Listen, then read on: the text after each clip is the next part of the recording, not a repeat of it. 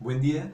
En este video me gustaría hablarles de un tema que me parece sumamente importante para los profesionales de la salud y para el público en general, en especial aquellos que han sido diagnosticados con trastornos mentales y que consideran que el tratamiento por el que están pasando no los está apoyando. Me gustaría poder abordar como una manera de poder hacer un mejor diagnóstico y un mejor tratamiento el tema de las emergencias espirituales o el emerger espiritual desde la perspectiva de la psicología transpersonal. Y voy a comenzar mencionando algunos síntomas de algunas personas que han dado su testimonio de lo que ellos han vivido. Algunos síntomas de personas que han estado llevando su vida normal hasta que de repente en algún momento de su vida pueden haberse empezado a sentir frustrados, cansados, que ya no quieren luchar todos los días con esto que están viviendo. Puede comenzar a veces como una depresión. De repente estas personas pueden tener ciertas características maníacas. Pueden de repente creer que hay una fórmula matemática a través de la cual van a poder resolver sus problemas y los de la familia y estar escribiendo esta fórmula matemática constantemente. Pueden escuchar voces que les pueden decir que se corten. Pueden ser voces que les digan que lastimen a otras personas. Pueden tener visiones que consideran ellos de personas muertas. O incluso hay reportes de personas que vio, por ejemplo, esta persona a su papá que entraba a su habitación y que fue sumamente aterrador para ella. De repente quitar, por ejemplo, como una bombilla para estar en oscuridad en un cuarto y quedarse 4 meses encerrado en este cuarto. Intentos de suicidio. De repente tener sueños muy raros, querer aislarse de las personas, etcétera. Son algunos de los síntomas que en un diagnóstico de la medicina común en Occidente pueden ser fácilmente diagnosticados como esquizofrenia, trastorno bipolar, depresión, trastorno de ansiedad, maníaco depresivo, etcétera.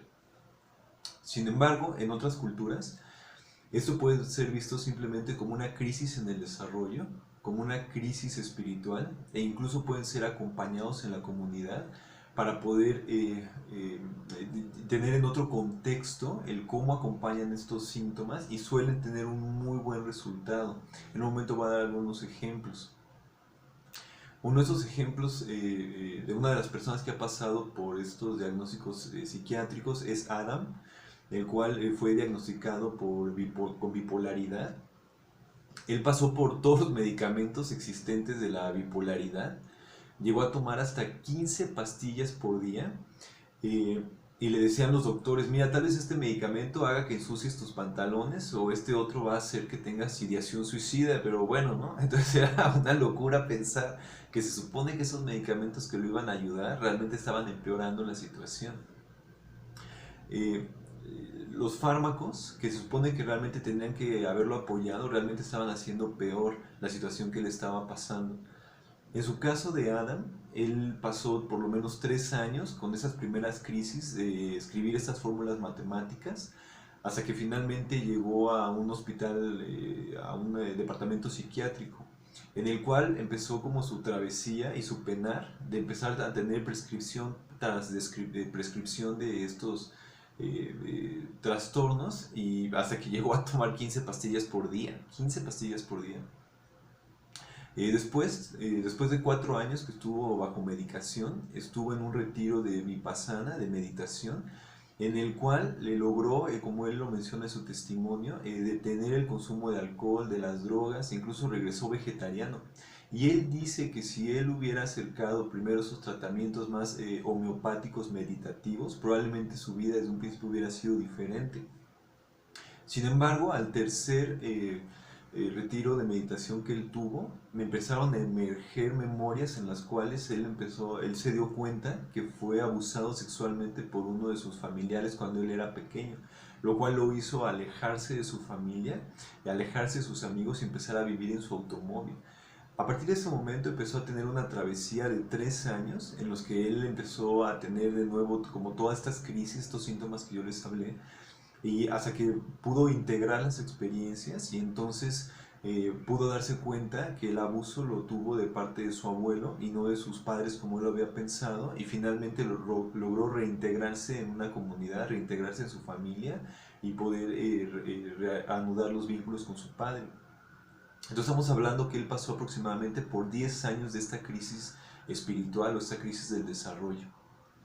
Otro ejemplo es Kaya, la cual es de origen africano-americana.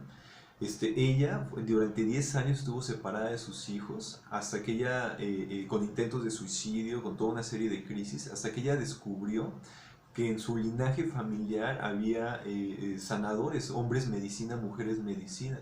Y no fue sino hasta que una persona le habló sobre esto y empezó a iniciarla como una sanadora, que ella empezó a recobrar el equilibrio y empezó a darse cuenta para qué estaba en este mundo y hacia dónde iba. Y entonces, reintegrada a la comunidad, ahora ella apoya a otras personas, porque ella en este caso lamentablemente también sufrió abuso sexual de niña, y entonces ahora tiene grupos en los cuales de sobrevivientes al abuso y los apoya a salir adelante. Ellos dos, junto con muchos otros casos, hablan claramente de cómo los fármacos y los tratamientos psiquiátricos tradicionales estaban haciendo peor la situación en la que ellos estaban viviendo. Y quiero dar algunas estadísticas. Aproximadamente 1 de cada 5 habitantes en Estados Unidos va a sufrir una crisis psicológica a lo largo de su vida. De estos, el 75% de los casos ocurre antes de los 24 años. Hay un autor que se llama Robert Whittaker, el cual habla que él comenzó a investigar sobre la teoría del desbalance químico. Y él entonces se puso en contacto con los investigadores líderes en este momento y les preguntó si podían por favor enviarle a él alguna evidencia de cómo es que estos neurotransmisores tienen que ver con la esquizofrenia, con la bipolaridad, etc. Y dice que él se sorprendió porque lo que ellos le dijeron es que no lo tenían, que simplemente era una metáfora con la cual intentaban explicar lo que estaba pasando, lo cual es sorprendente porque normalmente se toma esto como una verdad y a partir de eso se justifica el uso de fármacos psiquiátricos en muchas personas. Estamos hablando de personas que han estado pasando con 15 a 20 años en diferentes clínicas y que han estado probando diferentes o todos los tipos de antipsicóticos, siguen teniendo los mismos síntomas que comenzaron teniendo en su situación. Es decir, que se supone que los fármacos tendrían que ayudarlos, pero en muchos casos no es así. Estamos hablando que las personas que han tenido discapacidad en salud mental han ido en aumento. 1.25 millones en 1998, y para 2008 tenemos a 4 millones de personas con algún tipo de discapacidad en salud mental. Y lamentablemente los suicidios han aumentado en 24% de 1999 a 2014. Lo que parece que hay detrás dentro de esto que está ocurriendo con una sobremedicación de los fármacos tiene que ver con intereses económicos. En 1988 las farmacéuticas ganaron 500 millones de dólares en ventas de estos fármacos psiquiátricos. Y para el 2008 las ganancias ascendieron a 40 mil millones de dólares. Y esto también va acompañado de la mano con el Manual Diagnóstico y Estadístico de los Trastornos Mentales, en los cuales cada año, con cada nueva versión, se van aumentando la cantidad de desórdenes que se consideran tiene la humanidad. Y sin embargo, el médico Allen Frances, que él fue parte del equipo que colaboró para la creación del DSM-4 y que ahora es uno de los grandes críticos, él habla de que consideran que ya muchas de las vivencias normales que tiene un ser humano han sido ahora patologizadas. Por ejemplo, un dolor normal se ve ahora como un trastorno depresivo mayor. Comer en exceso se habla ahora como un trastorno por atracón. Un berrinche ahora se habla como un trastorno por disregulación emocional. Lo cual obviamente que justifica la medicación y justifica la compra de fármacos, y esto de los gastos para la salud pública es tremendo. Estamos hablando que 25% de las personas que viven en la calle en Estados Unidos y el 56% de los prisioneros en Estados Unidos han sido diagnosticados con algún tipo de trastorno mental. Y obviamente que es muchísimo más fácil hasta cierto punto el poder segregarlos, el poder apartarlos, que el poder atenderlos de una manera diferente. Y justamente el cerebro humano es un cerebro social.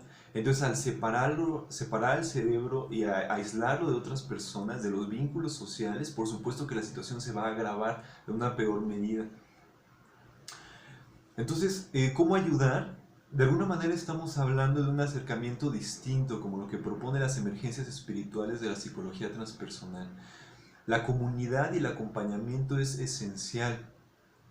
Uno de estos expertos en psiquiatría, en el acompañamiento de trastornos psiquiátricos, habla de que simplemente, por ejemplo, una persona con esquizofrenia, que puede hablar de que es Napoleón o Jesús, simplemente al escucharlo interesadamente y atentamente, esa persona muestra signos de mejoría, en los cuales incluso pues, se puede reducir la cantidad o la dosis de los fármacos o la hospitalización que tienen estas personas. También esto tiene que ver con una perspectiva de que en vez de suprimir los síntomas a través de estos fármacos, se puedan, digamos, mejor destaparlos y se pueda acompañar el proceso que lo está llevando hacia hacia un aspecto potencial de desarrollo. Realmente lo que está ocurriendo es que si estas personas vivieran, como lo comento, en otras comunidades, en otras culturas, esas culturas podrían ver lo que tal vez está viviendo una iniciación chamánica y acompañan a las personas de una manera diferente, como pasa con los nativos navajo, como pasa en las culturas del Tíbet, como pasa en África, como pasa en muchas otras culturas. El chamanismo tiene más de 35.000 años de existir. Y no quiere decir que todas las personas con este tipo de crisis van a convertirse en chamanes o en sanadores, sino que las comunidades lo pueden apoyar de una manera diferente para que puedan tener un final distinto al que puede ser simplemente hacinarlos en un hospital psiquiátrico con fármacos. Quiero dejar algunas reflexiones sobre esto, como que realmente vivimos en una sociedad psicótica, vivimos en una sociedad desconectada de la naturaleza, vivimos en una sociedad occidental que está desconectada de la realidad. El ir a trabajar todos los días, el estar viviendo por el dinero, el estar suprimiendo los síntomas, que me duele la cabeza y me meto una pastilla, tengo un dolor, me pongo algo, en vez de darme cuenta que hay una tensión, hay un ritmo de vida, hay una manera, hay una calidad de vida que no estamos tomando en cuenta. Es una manera psicótica de vivir y que entre todos hablamos entre lo que es normal y lo que es anormal. Y lo que es anormal es aquello que no produce, que no trabaja, que no es como la mayoría. Y eso es terrible para aquellas personas que desean salir de estos círculos culturales viciosos. Vivimos en una sociedad que está drogada por fármacos, por estimulantes.